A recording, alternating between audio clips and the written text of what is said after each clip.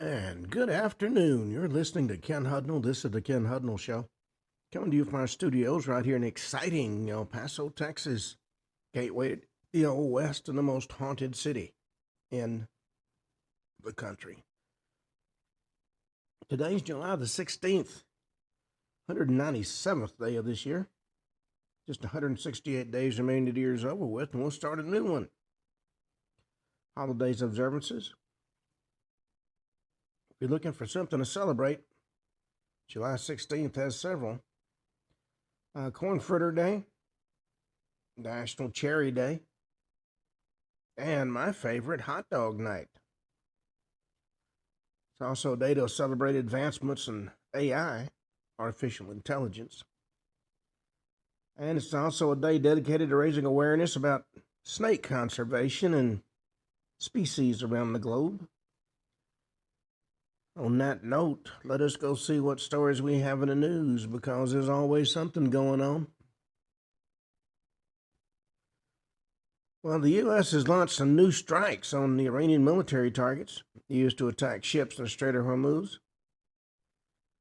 The U.S. Central Command announced another round of strikes on Iran on Wednesday morning, making the fifth straight day attacks were launched on Iran.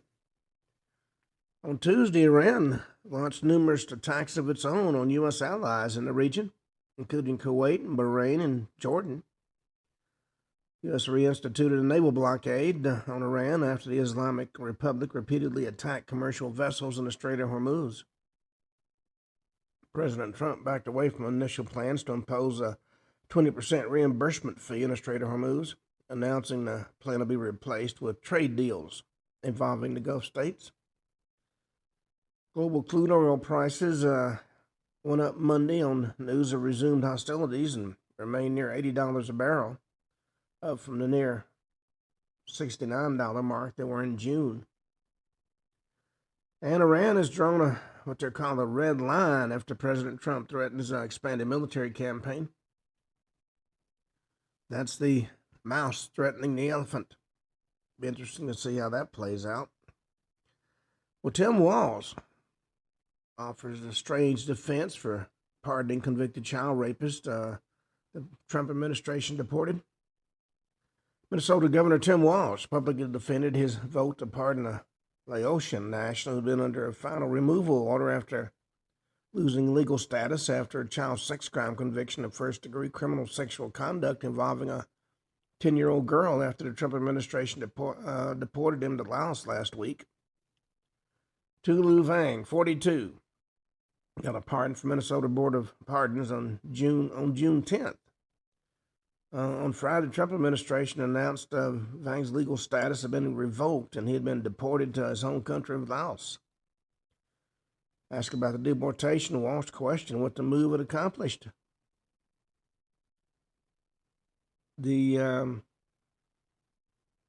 Walsh said Tuesday during an interview on KTTC, did that make a city safer? Did that make children that are left behind any more stable? Did it improve the idea we can't all be judged by our worst day?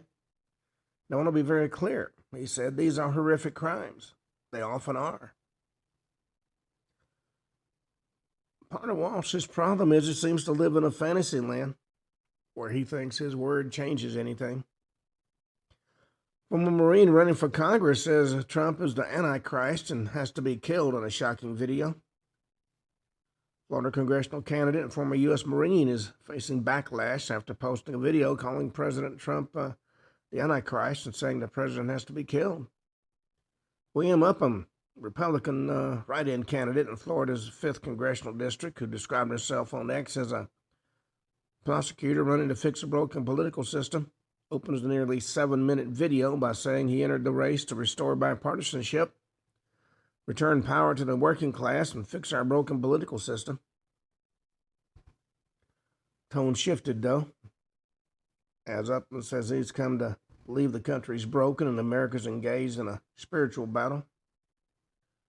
We're led by a president who's the enemy of God, he said, before citing Bible passages and discussing the oath he took as a Marine officer to defend the Constitution against all enemies, foreign and domestic. Well, it sounds to me like he's been smoking some of those left-handed cigarettes. That's just my opinion. Hudnall's been ripped for deranged opening confirmation hearing question to Blanche. Senator Mazie Hudnall, Democrat of Hawaii, opened part of her questioning of Acting Attorney General Todd Blanche Wednesday by asking whether he'd ever requested sexual favors or committed sexual harassment. Reviving her confirmation hearing questions repeatedly drawn mockery from conservatives. The official White House response account on X responded, low IQ at Mazie Hudnall begins her questioning of Todd Blanche, an esteemed professional with an honorable record in public service, by asking if he ever made unwanted requests for sexual favors. What a joke. The Hudnall used the same line of questioning during the confirmation hearing of Secretary of Interior Doug Burgum last year. She began introducing that question in 2018, inspired by the Me Too and the Time's Up movement. Since you became a legal adult, have you ever made unwanted requests for sexual favors or committed any verbal or physical harassment or assault of a sexual nature, she asked. Blanche responded, no. You kind of have to wonder what planet she operates on.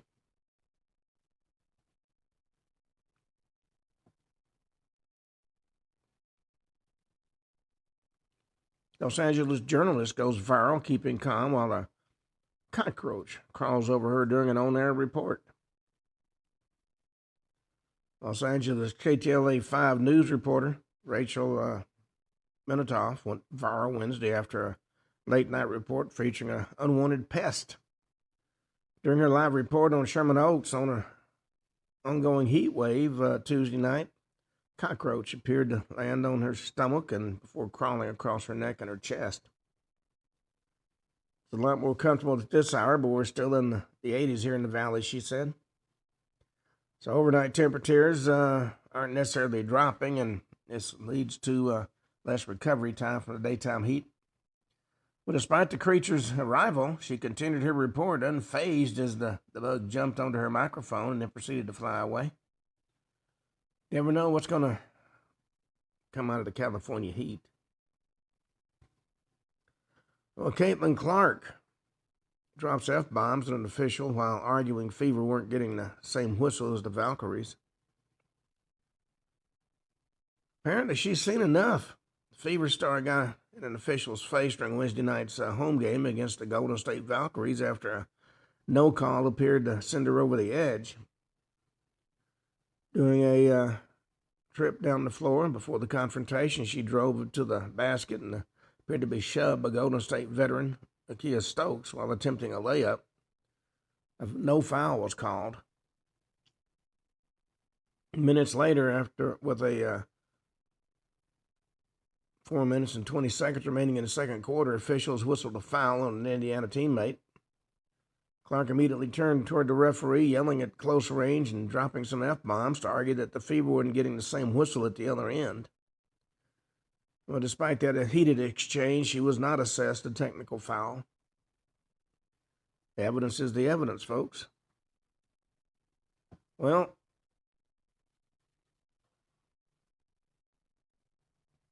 Top Gun Maverick actor James Handy's final moments have been revealed in an autopsy report. There's evidence that Top Gun Maverick actor James Handy may have been incapacitated by neck compression before he was fatally stabbed, according to Fox News. Given evidence found during Handy's autopsy, the Los Angeles County Medical Examiner's Office claimed it's possible the neck compression occurred prior to the infliction of the stab wound and may have incapacitated the decedent prior to the stabbing. Report confirmed Handy died from multiple traumatic injuries caused by a combination of stab wounds to the torso and neck compression. His death was ruled a homicide. According to investigators, Handy became involved in an argument with his girlfriend's son, which escalated into a physical fight. Authorities claim the suspect mounted Handy, dragged him to the side of the residence, entered the house, returned with what appeared to be a knife and allegedly stabbed him. Suspect in the weapon was then taken into custody. Michael Ledhill, 44, was charged with one count of murder with a special allegation he personally used a deadly weapon, being the knife.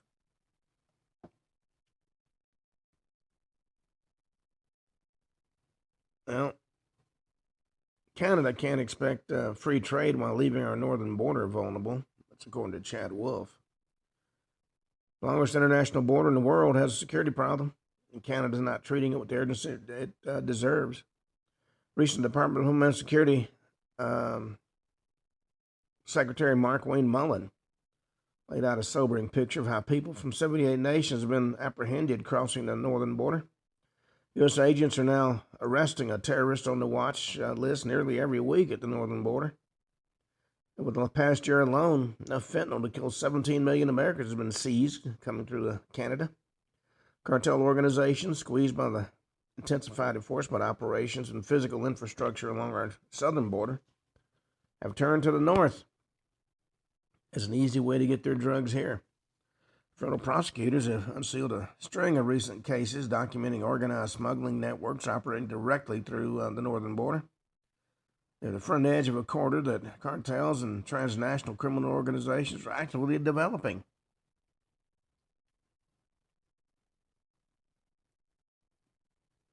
Two families have sued a North Dakota hospital on allegations babies were switched at birth. It's as I say, a North Dakota hospital, and these two families have alleged hospital staff mistakenly switched two baby boys at birth more than 36 years ago. Kylie Byland and Jeremy Morrison were the only two babies born at Unity Medical Center in Grafton, North Dakota on January 26, 1988. The men and their family said in the lawsuit, according to KVLY, Christian Unity Hospital Corporation, doing business as Unity Medical Center, was named as the defendant. The plaintiffs allege hospital staff switched the babies and sent them home with the other child's biological parents. Two men have been raised by each other's biological families, allegedly without anybody's knowledge. The lawsuit says the switch wasn't discovered for more than 36 years. 2 years ago, Morrison, who now lives in Colorado, took a DNA test and learned the parents who raised him were not his biological parents. Morrison told KKTV that his aunt provided DNA and Byland masked as her nephew. Morrison said he didn't have any cousins. He also told the outlet he always felt different from the family he grew up with. Well, mistakes do happen. There's no question about that.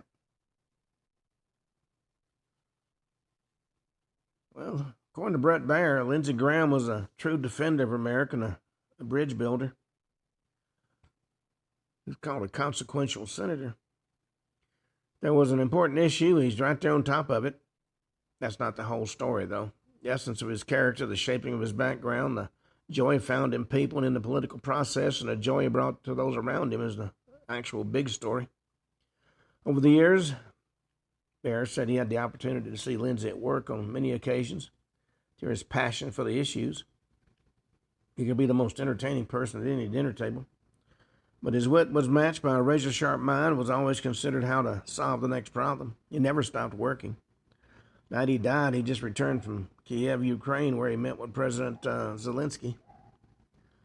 Lindsey's love for people shined through, had a special appeal, and was socially gifted. Maybe that came from the early years hanging out in the back room with his parents' bar, where he learned the fine art of smoozing. People from every walk of life crossed his path, and he's interested in all of them.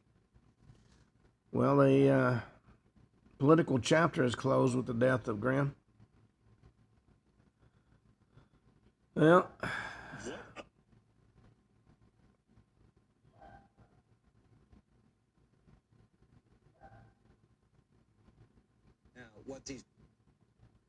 we've got a little difficulty with our system tonight. Florida school principals face DUI charges after police traffic stops just hours apart.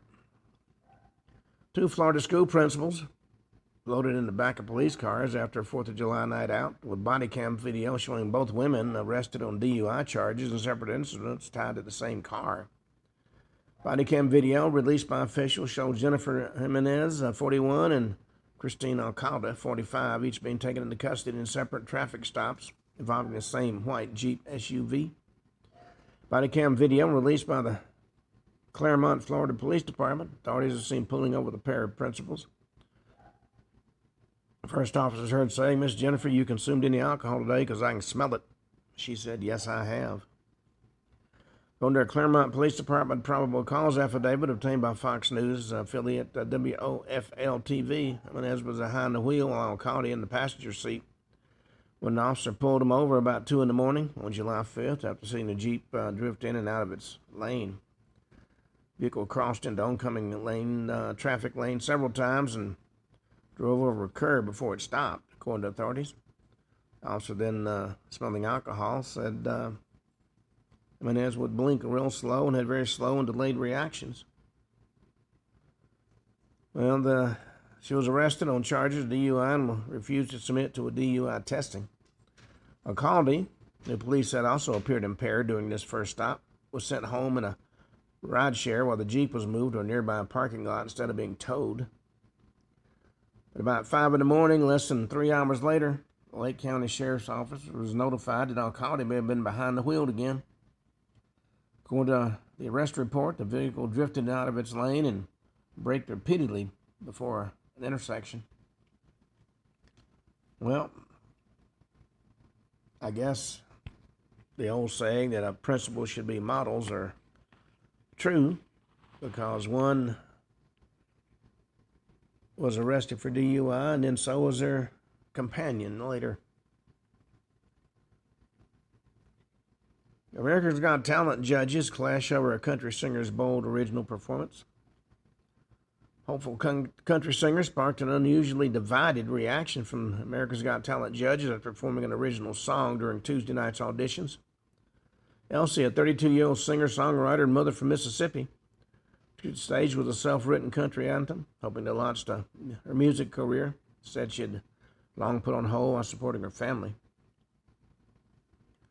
While all 4 judges praised her vocability and star potential, they disagreed over whether her original song was the right choice for the contest. Former Spice Girls singer Mel B was the first to weigh in, complimenting the singer's voice, suggesting the original track didn't fully showcase what she was capable of doing.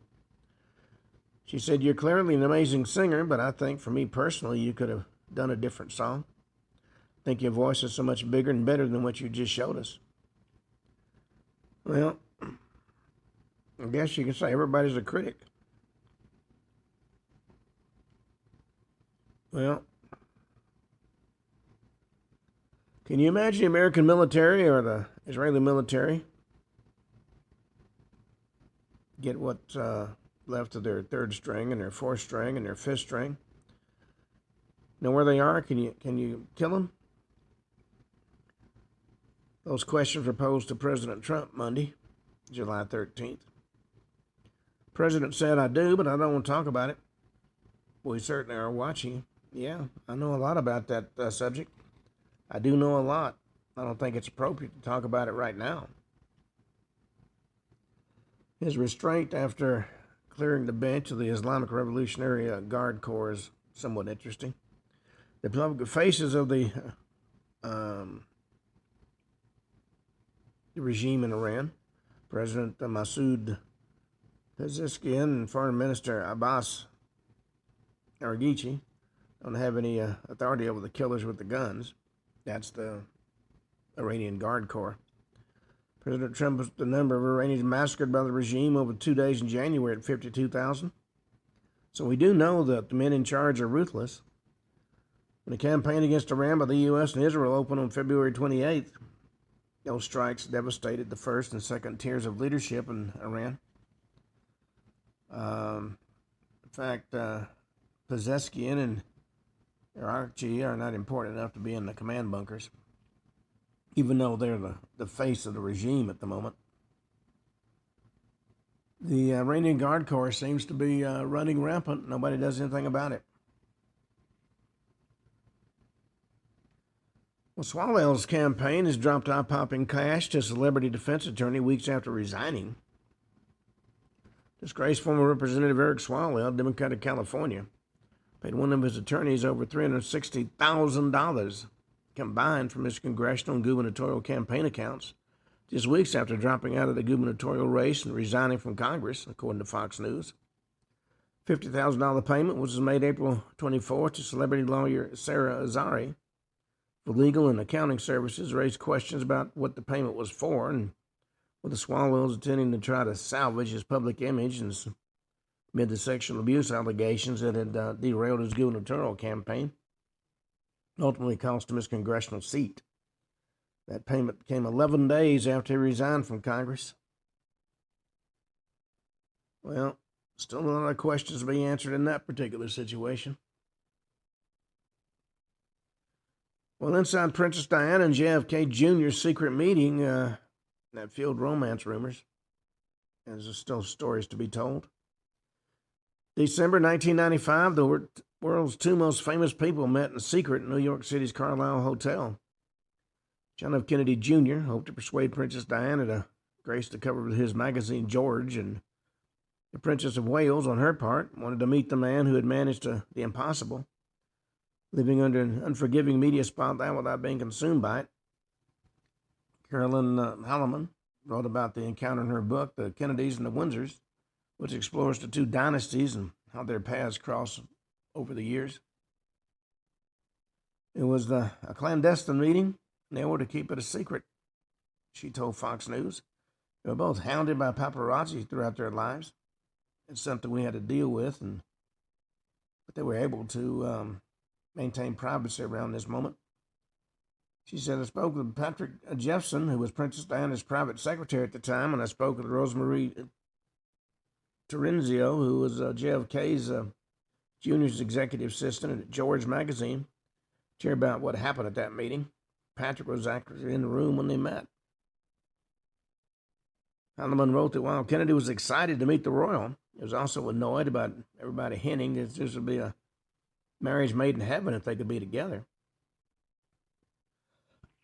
Well, there was a lot of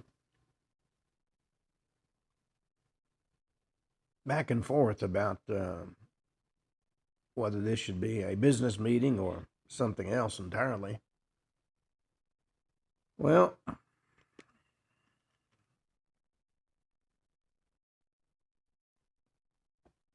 finally, a female wrestler who was allegedly sexually assaulted by a trans athlete opens up on waging a Title IX lawsuit. Kaylee Keeler used to spend the whole year waiting for wrestling season. Washington teenager has been on the mat since she was 4 years old. Even when she was playing soccer, wrestling was still the sport that stayed on her mind. It's like all I look forward to in the season, she said. I'll be talking about wrestling in the middle of soccer season. And now, after Keeler and her mother, Stephanie Brown, filed a lawsuit with Alliance Defending Freedom over an alleged sexual assault to Keeler by a trans athlete during a match in December. The sport that once shaped her life became the center of a legal battle. School controversy and a public debate she never expected to join in. Said she hadn't decided whether she'll continue wrestling next season after she was allegedly told by officials she may have to face that same trans athlete in future competitions. She said it just depends where everything is at the time wrestling season comes around, she said. Well, when this trans business is going to have to be settled at some point in time. It causes too much disruption. Well, on that note, we're going to go to our topic for today. We're going to be talking about what you might refer to as forbidden secrets. Some secrets fade. Others get erased. And it's the erased secrets that we're going to talk about. Across centuries and continents, powerful governments and corporations and military regimes have buried stories that didn't fit in with their narratives. Incidents too inconvenient or maybe bizarre or maybe too revealing to make the history books.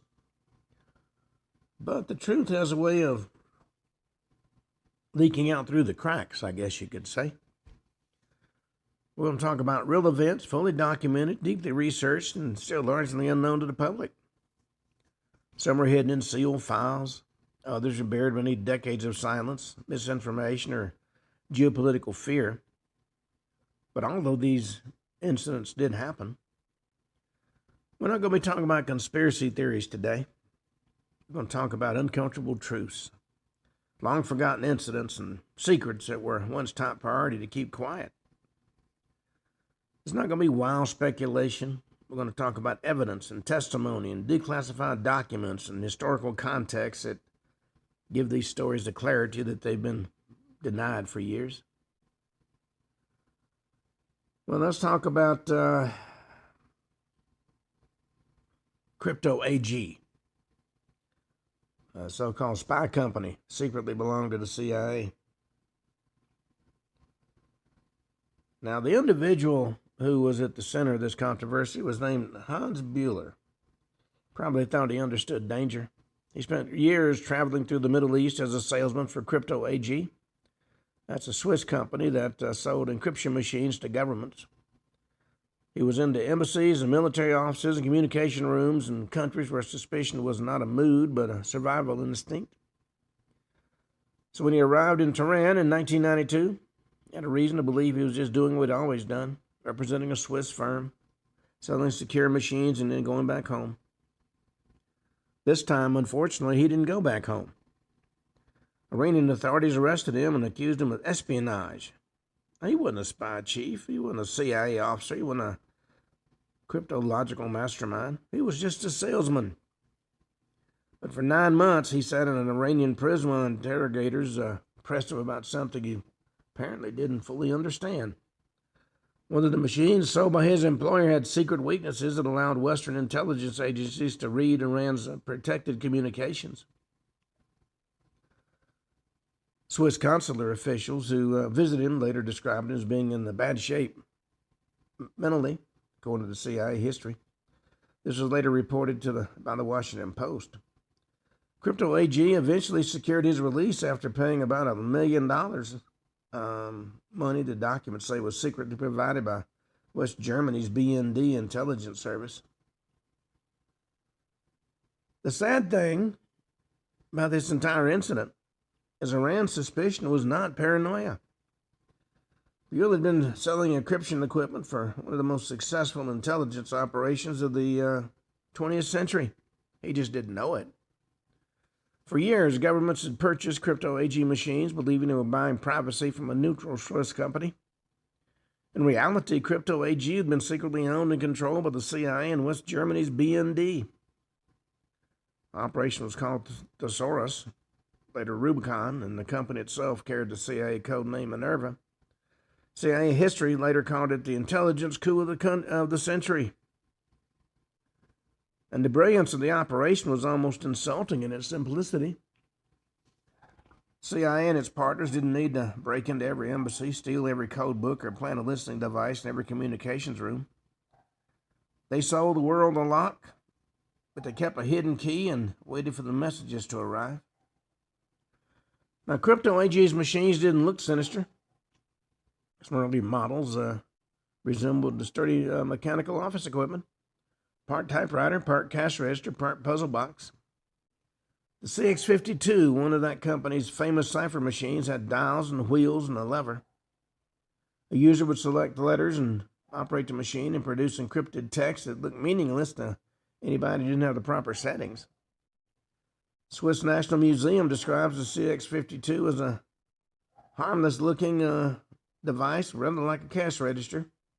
When used properly, it was considered highly secure. And that's what made the deception so powerful. Devices weren't cheap fakes. They were real encryption machines, built by real engineers and sold by a real company, and trusted by real governments. Well, the story actually began with Boris Hegelmann, a Swedish-born inventor with Russian roots and a gift for mechanical secrecy. During World War II, the U.S. produced more than 140,000 of his M209 cipher machines for military use. After the war, he moved his business to Switzerland, where the country's reputation for neutrality became one of Crypto AG's most valuable assets. Switzerland sounded safe. It sounded discreet. It sounded like the one place the government could buy a machine without wondering which side it truly served. American intelligence has been watching Hagelin closely. In 1951, he met with William F. Friedman, one of the most important cryptologists in American history, at the Cosmos Clubs in Washington, D.C. And that meeting helped form what later became known as a gentleman's understanding. On this arrangement, Hagelin's company would restrict the sale of its strongest cryptographic systems to countries approved by the U.S., or other countries would receive weaker equipment or operating instructions that made their messages more vulnerable to outsiders. Classified documents from Friedman's papers, later examined by the National Security Archive, show that this relationship was not merely a rumor. It was documented, discussed, and developed years before the CIA and the BND formally purchased Crypto AG. One of the most revealing pieces of evidence comes from Friedman's 1955 visit to Crypto AG's headquarters in Zug, Switzerland. National Security Archive notes that Friedman's report described which countries had acquired certain machines, suggested that non-NATO aligned countries could buy less secure versions while the more secure CX-52 was restricted. Other documents pointed to different instructional materials being used for different customer groups, including manuals marked in ways that help distinguish security tiers. In other words, the same company would sell the appearance of equal protection, while quietly deciding which nations received a stronger shield and which received the fragile one. By 1970, the quiet arrangement became something far larger. Horace Hagelin sold the company, and Crypto AG was taken over through hidden ownership structures by the CIA and the BND. Publicly, it still remained a Swiss company. Privately, it became a factory of controlled secrecy. ZDF reported that from 1970 onward, the two intelligence services each owned half of the company, while customers around the world remained unaware the very machines advertised as secure had been manipulated, so to speak. From that point on, Crypto AG became one of the most valuable listening posts in the world. Its customers included more than 100 countries and international organizations that place their faith in Swiss neutrality and technical excellence. Richard Aldrich and other scholars writing in Operation Rubicon noted that by the 1970s, Crypto AG dominated the world for encryption machines, and the countries were paying large sums for devices that expose their secrets to advanced intelligence powers. And that's what separates Crypto AG from ordinary espionage. This was not a single stolen file by any means. It was not one male passing papers in a parking garage. It was an industrial-scale deception wrapped in corporate respectability. Governments paid invoices, diplomats trusted manuals, soldiers sent operational messages, intelligence officers transmitted reports. And somewhere, beyond the polished Swiss branding, the CIA, the NSA, the BND, and their partners could listen to what was being sent. Intercepted traffic touched major world events. During the 1979 Iran hostage crisis, U.S. intelligence reportedly monitored Iranian communications through crypto equipment. During the Falklands War, intelligence from Argentina's reliance on crypto machines was reportedly passed to Britain. In Latin America, countries involved in Operation Condor used Crypto AG devices while coordinating a campaign of assassination, disappearances, and political terror. National Security Archive documents later emphasized Operation Condor. Countries used Crypto AG equipment without realizing the CIA owned the company behind it. And that's where the story becomes more than a spy triumph. It becomes an actual trap. If an intelligence service can read a dictatorship's secret messages, what does it owe to the victims? If it sees a machinery representation of repression moving in real time, does it expose the operation or risk losing access? Or does it stay quiet and preserve the source? Crypto AG gave Western intelligence extraordinary visibility into governments, military regimes, and crisis zones. But that visibility also created uncomfortable questions about what was known and when it was known, and why some atrocities still unfolded in the dark. Well, the operation survived because only a small circle knew the full truth. Many Crypto AG employees appeared to believe they were working for an ordinary Swiss technology company. They designed products and filled orders and fixed problems and traveled to customer sites. Some engineers noticed weaknesses. Some customers suspected something was wrong, but suspicion is not proof, and in the world of encryption, even a real flaw can be explained away as a user error, a poor setup, aging equipment, or technical misunderstanding. According to the later CIA and BND histories reported by the Washington Post, the hidden partners did more than influence ownership. They shaped hiring, product design, algorithms, and sales. Manipulation of the systems had to be weak enough for intelligence agencies to read, but not so weak that suspicious customers could easily prove betrayal. That balance made the deception especially elegant and especially dangerous. And the human cost of that deception came back to Hans Bueller. After his release from Iran, he returned home, shaken, suspicious, and angry. Crypto AG fired him. He began speaking on Swiss media about what he believed had really happened, that the Iranians suspected crypto machines contained a hidden backdoor for U.S. intelligence. Now, at the time, he couldn't fully prove the vast secret behind his ordeal, but years later, the released and leaked documents made the picture much clearer. Bueller hadn't invented this suspicion. He'd been trapped inside it. Well, the Bueller affair nearly cracked the operation open. Inside the CIA history, the crisis report had given the code name Hydra, and that name does fit.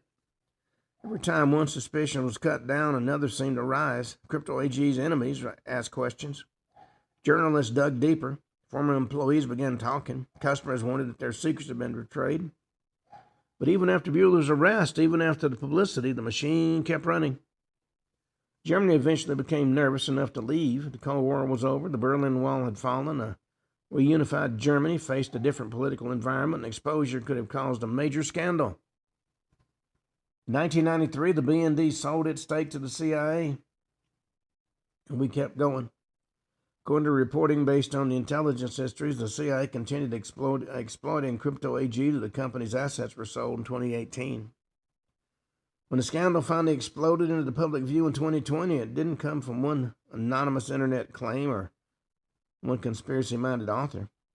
It came from a joint investigation by the Washington Post, Germany's ZDF, and Switzerland's SRF, based on the CIA history, a BND account, and interviews with intelligence officials and former crypto employees. CIA and the BND declined to comment publicly, of course, but U.S. and German officials didn't dispute the authenticity of documents cited in the investigation. Revelations triggered official scrutiny in Switzerland. A Swiss parliamentary investigation later concluded that Swiss intelligence had known since 1993 that foreign intelligence services were behind Crypto AG. Later benefited from the arrangement. Swiss parliamentary delegation also stated that the long concealment of this cooperation from the Federal Council revealed shortcomings in management and supervision. In plain terms, the scandal did not only implicate foreign spies, it raised hard questions about what Swiss authorities knew and what they failed to control, and how long the myth of neutrality protected the company from anything but neutral. Well, some defended Rubicon as a necessary intelligence success. Former German Chancellery Minister Bernd Schmidbauer confirmed the operation of the ZDF and said it helped make the world a little safer. Professor Richard Aldrich of the University of Warwick saw a darker legacy, describing Rubicon to ZDF as one of the boldest and most scandalous operations because more than 100 states paid for their own state secrets to be stolen.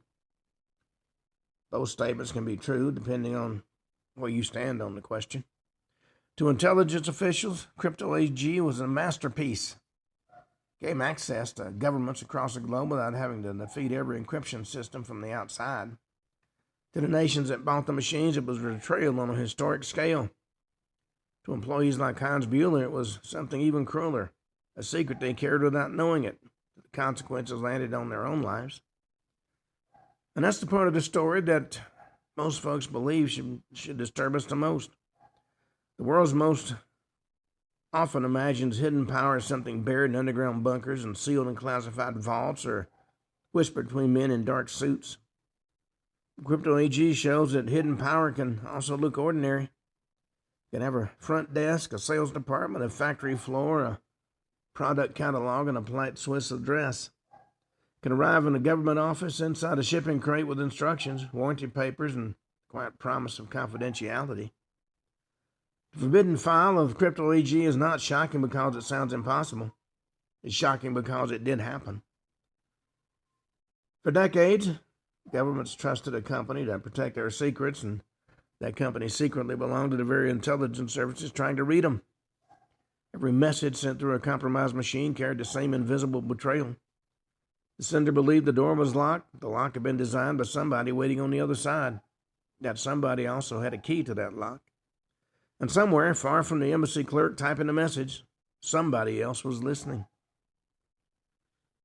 Well, let's talk about what's been referred to as America's secret nuclear city beneath Greenland. It's called Camp Century. It was April 2024. NASA aircraft crossed the frozen emptiness in northern Greenland. Its radar sweeping through the ice like a lantern through a fog. The scientists on board weren't hunting for a lost military base. They were studying the ice sheet itself, trying to understand its buried layers and its thickness and the hidden shape of the land beneath it. And then something strange happened. Straight lines appeared in the data. Hard structures, unnatural geometry trapped beneath nearly 100 feet of ice. According to Alex Gardner, cryptospheric scientist at NASA's Jet Propulsion Lab, we were looking for the bed of ice, and out pops Camp Century. We didn't know what it was at first. What the radar found was not a myth. It wasn't a rumor. One of those Cold War stories that dissolves under scrutiny. It remains of a buried American city. Underground base cut into the Greenland ice sheet in 1959 by the U.S. Army Corps of Engineers. Camp Century once had sleeping quarters and a kitchen and a cafeteria and a hospital and a laundry and a communication center, a chapel, recreation hall, even a barber shop. And above it stretched a white, wind-scoured wasteland. Beneath it, men lived and worked inside tunnels carved in the snow and ice. Officially, Camp Century was a scientific research station and an engineering experiment. The U.S. Army presented it as a bold Arctic laboratory, a place where soldiers and scientists could test construction methods in extreme polar conditions. I even produced a promotional film describing it as a remote research community. The public story, of course, was clean and patriotic, futuristic. America had built a northern outpost beneath one of the harshest landscapes on the planet. But Camp Century actually had another purpose. Behind the scientific language was Project Iceworm, a secret plan to determine whether the U.S. could hide hundreds of nuclear missiles beneath the Greenland ice sheet, close enough to strike the Soviet Union and difficult enough to locate they might survive a first strike. The missiles never deployed, of course, but the plan was real. Camp Century was the test chamber for an idea so ambitious it sounds like fiction. A nuclear missile network buried under the Arctic. They set roughly 125 miles inland from Greenland's coast in a place where the horizon offered almost nothing but ice and sky. The Arctic mattered because geography had made it a Cold War battlefield. Shortest routes between the U.S. and the Soviet Union passed over the polar regions, and Greenland, then a Danish territory, became strategically priceless. In 1951, the U.S. and Denmark agreed to defend Greenland from possible Soviet attack. U.S. military facilities quickly became part of that frozen front line. Camp Century is built by digging trenches into the ice, covering them with steel arches, and burying those arches under snow until the structures disappeared into the landscape. And inside, the camp became a strange imitation of ordinary life. Men ate and slept and shaved and received medical care and watched movies beneath the ceiling that was slowly trying to crush them. The walls were made of ice, the floor was made of ice, the roof was ice. Even the silence had weight. Outside, wind tore through the surface. Inside, machines hummed and pipes carried heat, and fluorescent lights glowed in corridors where daylight couldn't reach. The most astonishing piece of that city was its nuclear heart. Camp Century was powered by the PM2A, a portable medium-power nuclear reactor. And that reactor was shipped to Greenland in pieces and assembled under the ice. U.S. Army Corps of Engineers later described it as a temporary facility that was shut down, dismantled, and removed after 3 years. But while it operated, it supplied electricity and heat to one of the most unusual military outposts ever built. Moving a nuclear power plant into the Greenland interior was no ordinary engineering job either. Equipment was massive, delicate, and unforgiving. One shipment alone consisted of hundreds of tons of material moved through extreme cold where metal could become brittle and where a small mistake could become a disaster. Major Jim Barnett later said, "We took every precaution in the book." Well, that sounds like a very calm statement. The reality wasn't. The men who built Camp Century were trying to make a nuclear-powered settlement function inside a moving glacier. Every wall around them was temporary, even if it looked solid. The ice wasn't a cave. It was a slow river. It shifted, it pressed, it warped, it squeezed. The very environment that made the missile plan attractive. Its depth, secrecy, and natural concealment was also quietly destroying the base. The military dream behind Project Iceworm was enormous. The plan envisioned thousands of miles of tunnels and hundreds of missiles spread across the ice sheet. The idea was to keep the weapons mobile inside the tunnel network so the Soviet Union could easily target them. Camp Century wasn't only the proof of concept, it was the beginning of something much larger. According to the Atomic Heritage Foundation, Project Iceworm called for 600 missiles, 60 launch control centers, and thousands of soldiers living under the ice if the full system had never been built. The plan was also carried a political problem. Greenland belonged to Denmark. Denmark publicly maintained a non-nuclear policy. After a 1968 U.S. B-52 crash near Thule exposed the larger issue of American nuclear activity over Greenland, Danish officials publicly insisted there are no nuclear weapons in Greenland. The statement revealed a tension at the heart of the whole arrangement. U.S. military strategy treated Greenland as a critical nuclear frontier. Danish public policy insisted the territory was not a nuclear platform. The U.S. had discussed nuclear matters with Danish leadership before, but the record shows ambiguity rather than clear public consent. 1957 exchange involving Danish Prime Minister H.C. Hansen was later interpreted by U.S. officials as a quiet opening, but the actual politics were far messier. Camp Century itself was known, but the full missile basing ambition of Project Iceworm was not placed openly before the Danish public, and the missile deployment never received the necessary formal approval. And that's part of what makes the Camp Century story so important. Not simply a secret base, it was a collision between engineering, military ambition, diplomacy, and environmental arrogance. We built a nuclear-powered city under the ice to test a secret missile concept in a territory where nuclear policy is politically explosive. Public saw science. Classified planners saw launch sites. But with all that going on, the ice had its own vote. Early 1960s, Camp Century's tunnels were already deforming. The roof and the walls compressed. Passageways narrowed. Snow and ice had to be shaved back again and again just to keep parts of the base usable. The problem wasn't that the engineers had failed to understand cold. The problem was they had underestimated motion. Greenland ice sheet is not a frozen tomb. It was alive in geological slow motion. It flowed, it bent, and crushed whatever tried to pretend it was permanent. NASA later noted that after Camp Century was abandoned in 1967, accumulating snow and ice buried its remaining structures deeper, leaving them at least 30 meters below the surface. Well, the reactor was removed, but the rest of the story was not cleaned away. Infrastructure and waste remained beneath the ice. At that time, it may have seemed reasonable to military planners. The ice sheet looked eternal. Snow would keep falling. The base would be sealed inside a frozen grave. The Cold War would move on. And that assumption is now one of the most haunting parts of the story. A 2016 study published in Geophysical Research Letters warned that climate change would eventually remobilize the waste left at Camp Century. NASA summarized the concern plainly. By the end of the 21st century, the area could shift from gaining ice to losing it. Meanwhile, the frozen cover above the base could begin thinning rather than thickening. Study estimated the site contains about 53,000 gallons of diesel fuel, more than 6 million gallons of wastewater, including sewage, unknown low-level radioactive waste, and PCBs. Climate scientist William Colgan, the study's lead author, described the problem as being more than environmental. It's political, historical, and moral. 2 generations ago, people were interring waste, he said. Now climate change is altering those frozen burial grounds. That's the afterlife of Camp Century. The base was built because the Arctic looked useful. It was abandoned because the Arctic proved uncontrollable. Now it has returned because the ice that once hid it may not hide it forever. The rediscovery by NASA radar in 2024 gave the buried city a new kind of visibility.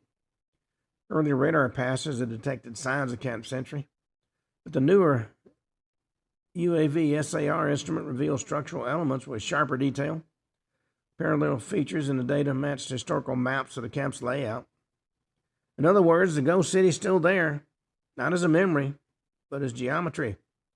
Tunnels, buried structures, and debris remained suspended inside the ice like a fossil of Cold War ambition. Camp Century also left behind an unexpected scientific legacy. The same base that helped test a secret nuclear missile fantasy produced ice cores that later became valuable to climate scientists. 1.4-kilometer ice core from Camp Century preserves sediment from beneath the Greenland ice sheet. Decades later, scientists found fossilized tundra plants in that material, evidence that parts of Greenland had once been ice-free during periods in the past million years. That secret military base, built for Cold War strategy, accidentally helped reveal how sensitive Greenland's ice could be to climate change. That's something almost poetic about that. The Army went to Greenland hoping the ice could hide weapons. Scientists later learned from that same ice that nothing on Earth is as permanent as humans like to believe they are. Well, for years, Camp Century was treated as a marvel of engineering. Photographs still look unreal. Men in parkas standing in white corridors, machines tucked under arched roofs, power systems humming in a place where no city should exist. Had the clean confidence of the atomic age, the belief that enough steel, planning, and nuclear power could bend any environment to human will. But there's a deeper story. That deeper story is darker. Camp Century was a warning disguised as an achievement. It showed how secrecy can make dangerous ideas feel manageable. It showed how military planners can look at a landscape and see not a living environment, but not indigenous territory, not a fragile ice sheet, but actually a weapons platform. It showed how waste can be left behind when those planners assume the future will never come back to inspect the bill. City under the ice didn't launch nuclear missiles. No hidden arsenal waits there, ready to rise from the snow. That's not the truth about Camp Century. In fact, the truth is somewhat stranger.